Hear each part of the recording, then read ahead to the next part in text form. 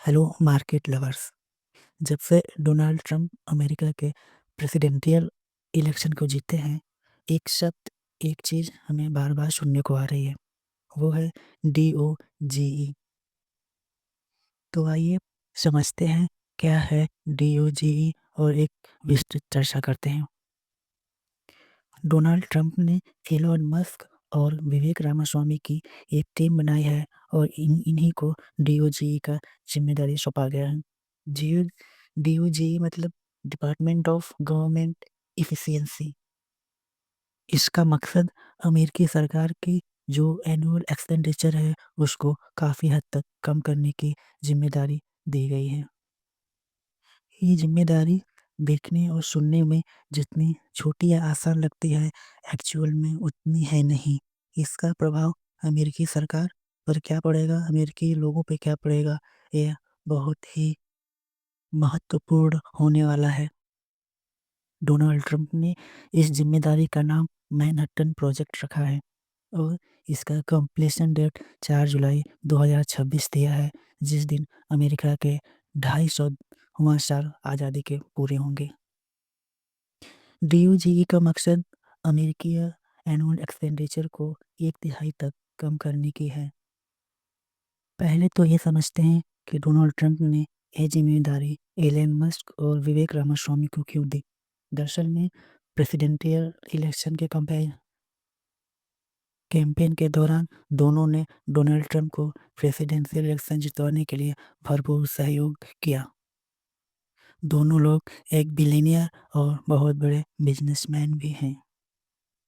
दोस्तों, अमेरिका का बजट लगभग 564 लाख करोड़ का है, जिसमें हर साल लगभग 168 लाख करोड़ की कटौती करने की जिम्मेदारी दी गई है।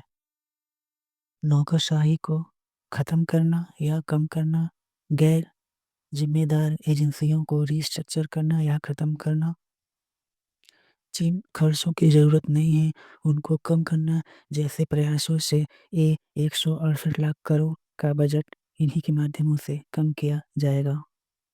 दोस्तों, क्या हम इससे ये अनुमान लगा सकते हैं कि अमेरिका में सरकारी नौकरियां अब खतरे में हैं? विवेक रामास्वामी 50% से अधिक सरकारी नौकरियों को खत्म करने के बारे में विचार कर सकते हैं, जो कि एक कठिन फैसला हो सकता है। अमेरिकी सरकार द्वारा बाहरी देशों को दी जाने वाली सहायता राशि में भी कटौती की जा सकती है। सवाल यहाँ यह खड़ा होता है कि क्या ये सब संभव हो पाएगा? तो जैसा हम सभी जानते हैं, डोनाल्ड ट्रंप एक एग्रेसिव पॉलिटिशियन एवं बिजनेसमैन है। उन्होंने जो चीज़ ठान ली वो उसको अचीव करने में हर संभव प्रयास करते हैं। यह राह आसान तो नहीं, पर इसे पूरा करने में वो हर कोशिश ज़रूर करेंगे। दरअसल यहाँ बड़ी सवाल यह है कि डोनाल्ड ट्रंप को खर्चे कम करने की ज़रूरत क्यों पड़ रही है? तो हम आपको बताना चाहते हैं कि अमेरिका का एक्सपेंडिचर 564 लाख करोड़ रुपए है, जबकि अमेरिका की आमदनी 334 लाख करोड़ रुपए है। इसका मतलब अगर हम इन दोनों का अंतर देखें, आमदनी और एक्सपेंडिचर की, तो 229 लाख करोड़ रुपए का हर साल अमेरिकी सरकार पर कर्ज बढ़ता जा रहा है।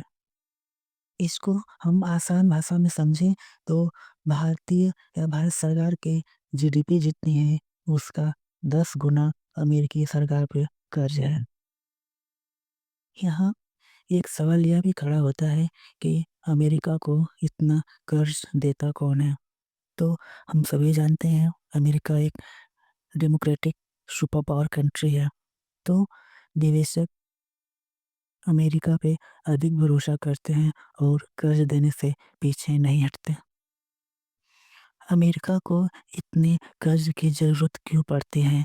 तो इसका आसान सा जवाब ये है कि अमेरिकी सरकार समय-समय पे टैक्स में कटौती करती रहती है, जिससे कि सरकार की आमदनी कम होती है और मंदी के समय में भी उसे इकॉनमी बूस्ट करने में पैसे की ज़रूरत पड़ती है।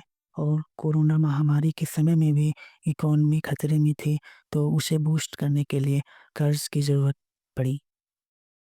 समय-समय पर अमेरिकी सरकार द्वारा आर्थिक सुधार की ज़रूरत पड़ी और कर्ज बढ़ता चला गया।